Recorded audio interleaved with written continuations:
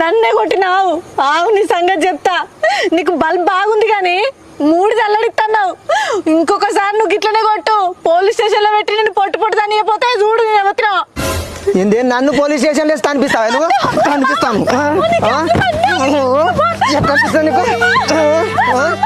నన్ను కనిపిస్తావు ఎంతనే నువ్వు నా మీద పడబడతాను. కనిపించాలి నువ్వు కనిపించిన తంపి. ఇప్పుడు పోలీసులకు ఫోన్ చేసి కనిపించాను. కనిపి నీ దినాలు గారు నీకేం పుట్టిందిరా? పొద్దుగా నన్ను కొడతాను. నీ కళ్ళు మంట పోక నా మీద దెబ్బలు కొట్టాలనిపిస్తుందారా నీకు? పొద్దునే తాగొచ్చినావు కదారా. కట్నం పైసలు లేనన్నందుకు ఎట్లా పడితే అట్లా కొడుతున్నావు. నీ చేతులు ఇరిగిపోను, నువ్వు నాశనం అయిపోను. నీ మీద మన్ను అయ్యా. తన్నులు సరిపోలేదా? ఇంకా కావన్నా? నన్నే కొట్టావు కదా. ఆగు నీ సంగతి చెప్తా. ఏందే నువ్వు చెప్పేది? నువ్వు నన్నే నేను అందంగా రెడీ అయితే మా ఆయన టెన్షన్ పడతా ఉంటాడు. నా పిల్లంకి వెళ్ళవడం చూస్తాడా అని. రెడీ అవ్వకుండా ఉందామంటే నాకు భయం అవుతుంది. మా ఆయన నన్ను కాకుండా ఇంకా దేన్ని చూస్తాడో. నీ అమ్మ పెళ్ళయ్యాక రెడీ అయినా బాధే, రెడీ అవ్వకపోయినా బాధే. నాకు బీపీ రావడానికి వేరే రీజన్స్ ఏం అవసరం లేదు. అయినా మా ఆయనతో 10 నిమిషాలు మాట్లాడితే చాలు ఆటోమేటిక్ గా బీపీ వస్తుంది. ఏనే మా ఆయన నేనేం అడిగినా కాదనడు. జస్ట్ చూద్దామంటాడు అంతే.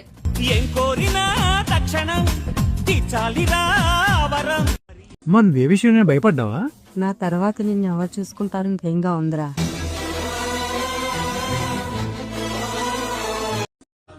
మంచి నీటిలో చేపలుండవు. మంచిగా ఉంటే నీతో ఎవరు ఉండను. ఎల్ల ముందు నా మీద కోపం ఎందుకు వస్తుంది? ప్రేమ ఎక్కువ ఊళ్ళపైన ఉంటుందో వాళ్ళపైన కోపం వస్తుంది. అంతే కదా బ్రదర్?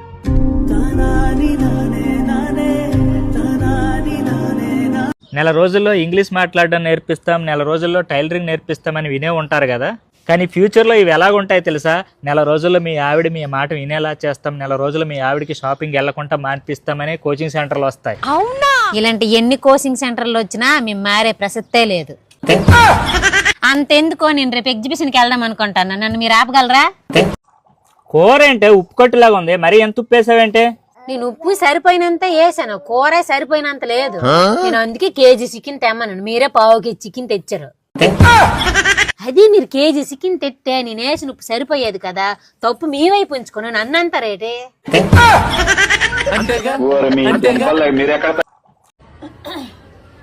ఏమైంది?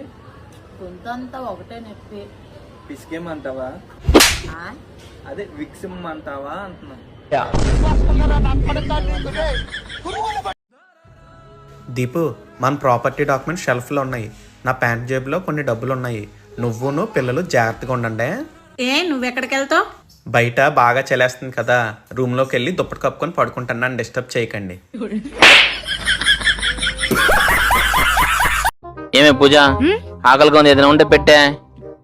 అలాగైతే నేను అందంగా ఉన్నానని చెప్పావంటే పెడతాను. ఆకలితో సావన చేస్తాను కానీ అది మాత్రం చెప్పనే.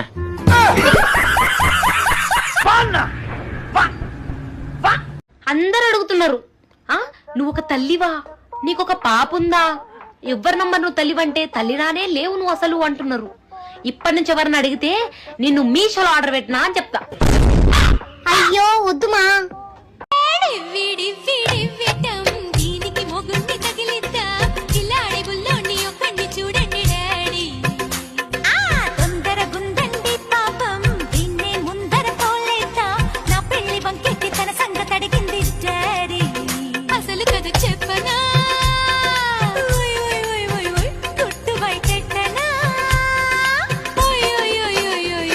భర్తకు ఎదురు సమాధానం చెప్పి నువ్వు అని సంబోధించేవారు వచ్చే జన్మలో కుక్కగా పుడతారు.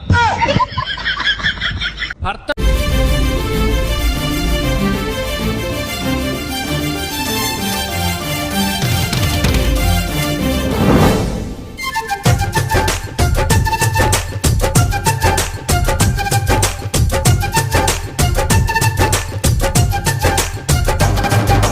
జాబిల్లి రావే వెండి జాబిల్లి, నీతోనే ఉంటా జాబిల్లి నిన్నే కోరింది వింది జాబిల్లి నీ తోడై ఉంటానంది మనసిచ్చి మబ్బుల్లో దాగి దోబుచి ఆడి